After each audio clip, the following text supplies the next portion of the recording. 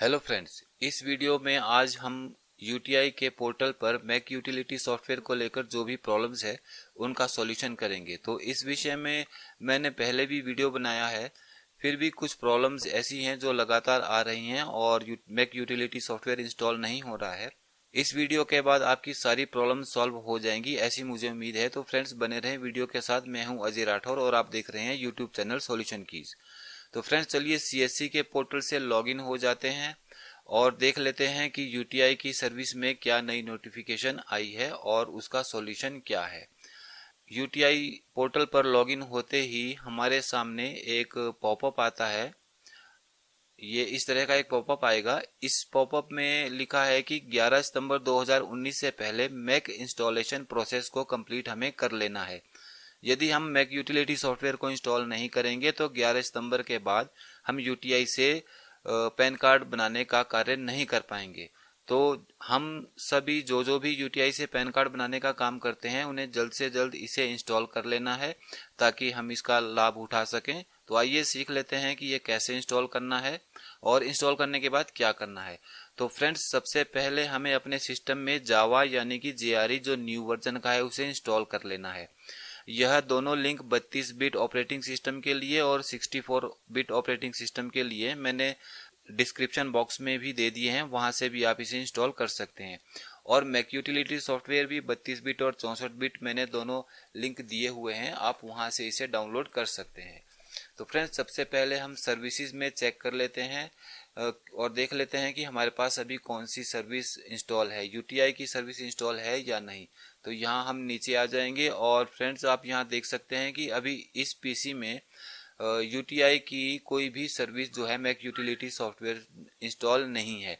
और यदि आपके पास ये सर्विस इंस्टॉल है तो आप पहले इसे रिमूव कर दें।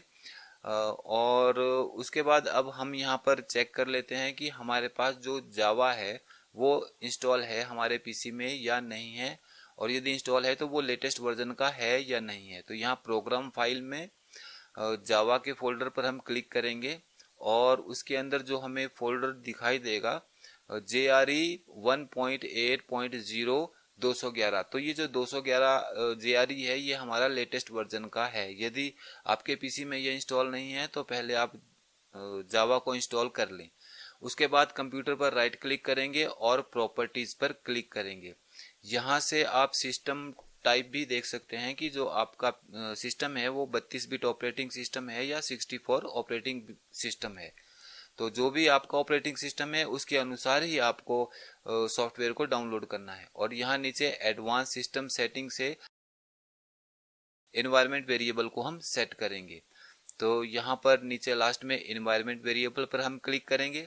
यदि आपने इसे पहले इंस्टॉल किया है तो आप यहाँ क्लिक करके उसे डिलीट कर दें, और नहीं तो यहाँ पर न्यू पर क्लिक करके यहाँ लिख दें JRE_home और यहाँ पर वेरिएबल वैल्यू भरनी है। तो वेरिएबल वैल्यू कौन सी भरनी है, तो जहाँ हमने जावा का फोल्डर रख आया है हमारा इंस्टॉल होके सी ड्राइव में प्रोग्राम फाइल में, यहाँ से हम जावा के फोल्डर को ओपन कर लेंगे और ये जो JRE है इसे भी हम ओपन करेंगे और जो ऊपर एड्रेस आया है इस एड्रेस को हम कॉपी कर लेंगे। तो राइट क्लिक करेंगे, कॉपी एड्रेस कर देंगे और इस एड्रेस को हमें वहां पर पेस्ट कर देना है।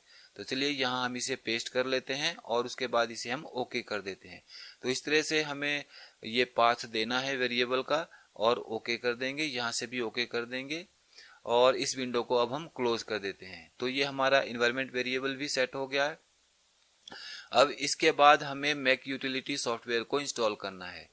तो यहाँ पर हमें कमांड प्रॉम्प्ट को रन करना है, रन एज एडमिनिस्ट्रेटर करना है। यदि कमांड प्रॉम्प्ट नहीं आती है तो यहाँ CMD लिख दें और यहाँ राइट क्लिक करके रन एज एडमिनिस्ट्रेटर पर हम क्लिक कर देंगे। तो कमांड प्रॉम्प्ट हमारे पास ओपन हो जाएगी और उसके बाद हमें यहाँ पर जो भी प्रोसेस है उसको फॉलो करना है।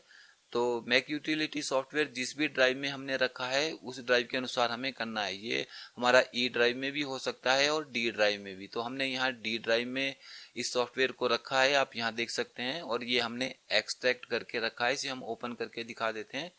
तो ये हमने मैक यूटिलिटी सॉफ्टवेयर को एक्सट्रैक्ट कर दिया है। ये 32 बिट का है। यदि आपका ऑपरेटिंग सिस्टम 64 है तो आपको यहाँ 64 वाला एक्सट्रैक्ट करना है डाउनलोड करके। तो यहाँ हम डी लिख देंगे क्योंकि हमारा मैक यूटिलिटी सॉफ्टवेयर डी में है, और एंटर लगा देंगे। और उसके बाद यदि आपका जो सॉफ्टवेयर है मैक यूटिलिटी ई ड्राइव में है तो आपको यहाँ पर ई ड्राइव लिखना है, ई कॉलन लगा के एंटर लगा देना है। और उसके बाद यहाँ लिखेंगे हम cd चेंज डायरेक्टरी स्पेस दे देंगे, डी ड्राइव लिख देंगे। यदि आपका ई ड्राइव में है ये सॉफ्टवेयर तो यहाँ ई लिखें, स्लैश लगा के मैक यूटिलिटी और एंटर लगा दें। उसके बाद यहाँ पर service.bat स्पेस इंस्टॉल, और उसके बाद हम यहाँ पर एंटर लगा देंगे। तो एंटर लगाने के बाद फ्रेंड्स आप देख सकते हैं JRE home environment variable was detected. तो इन्वायरमेंट वेरिएबल तो डिटेक्ट हो गया है, लेकिन एक एरर आ रही है, और इस एरर का क्या सॉल्यूशन है, तो चलिए अब इसका सॉल्यूशन देख लेते हैं।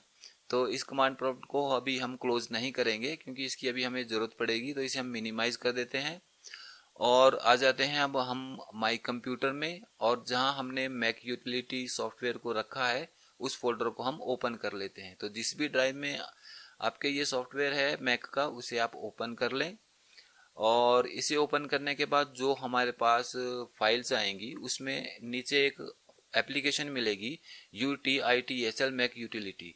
ये जो एप्लीकेशन है इसको हमने एडिट करना है। तो इसे एडिट करने से पहले हमें क्या करना है कि जो इसका एड्रेस है ऊपर, इसे हम कॉपी कर लेंगे राइट क्लिक करके। यहाँ से हम इसे राइट क्लिक करेंगे और कॉपी एड्रेस कर लेंगे। उसके बाद UTITSL जो एप्लीकेशन है इसे हम राइट क्लिक करेंगे और रन एज एडमिनिस्ट्रेटर करके हम इसको रन कराएंगे। रन एज एडमिनिस्ट्रेटर पर हम यहाँ क्लिक कर देते हैं, और जो ये विंडो ओपन हो गई हमारे सामने, इस विंडो में हमें कुछ सेटिंग करनी है इसके लिए। तो यहाँ हम जावा पर क्लिक करेंगे, और जावा पर क्लिक करने के बाद जो हमारे पास फर्स्ट ऑप्शन है यूज डिफॉल्ट, यहाँ हमें एक बार क्लिक करना है और उसके बाद फिर हमें इसे अनचेक कर देना है। तो यहाँ क्लिक नहीं होना चाहिए, तो एक बार पहले आप क्लिक कर दें और फिर उसको अनचेक कर दें। और जो एड्रेस कॉपी किया था उसे हम यहाँ पर पेस्ट कर देंगे जावा क्लास पाथ में। यहाँ हम इसे पेस्ट कर देते हैं और एक बैकस्लैश लगा देंगे। बैकस्लैश लगाने के बाद हम इसे अप्लाई कर देंगे, अप्लाई पर क्लिक कर दें और फिर ओके पर क्लिक कर दें। इतना करने के बाद अब हम इस विंडो को क्लोज कर देते हैं, और अब हम इसे दोबारा से इंस्टॉल करने की कोशिश करते हैं। तो चलिए अब यहाँ पर हम दोबारा से लिख लेते हैं service.bat स्पेस इंस्टॉल, और एंटर लगा देते हैं और देखते हैं क्या रिजल्ट आता है। और फ्रेंड्स यहाँ आप देख सकते हैं कि सर्विस स्टार्टेड सक्सेसफुली, ये Mac utility software successfully install हो गया है और सर्विस भी हमारी स्टार्ट हो गई है। चलिए इसे एग्जिट कर देते हैं। अब आ जाते हैं हम सर्विसेज पर, और सर्विसेज को ओपन कर लेते हैं और यहाँ चेक कर लेते हैं कि सर्विस हमारी इंस्टॉल हुई है, नहीं हुई है, और स्टार्ट हुई है कि नहीं। तो फ्रेंड्स यहाँ पर आप देख सकते हैं कि UTITSL मैक यूटिलिटी जो हमारी सर्विस है वो इंस्टॉल हो गई है और स्टार्टेड भी लिखा हुआ आ रहा है। और यहाँ ऊपर भी हमें दो ऑप्शन आ रही है, स्टॉप एंड रीस्टार्ट। तो हमें यहाँ रीस्टार्ट बहुत जरूरी करना है सर्विस को, तभी ये सर्विस हमारी स्टार्ट होगी, अदरवाइज ये सर्विस हमारी स्टार्ट नहीं होगी। तो हमें एक बार यहाँ रीस्टार्ट पर क्लिक करना है और इसे स्टार्ट कर देना है। और चलिए इसे एक बार हम स्टॉप करके देख लेते हैं, और इसे ये देखिए फ्रेंड्स सर्विस स्टॉप हो गई। अब यहाँ पर स्टार्टेड लिखा हुआ नहीं आ रहा है, और इसे एक बार फिर स्टार्ट करते हैं।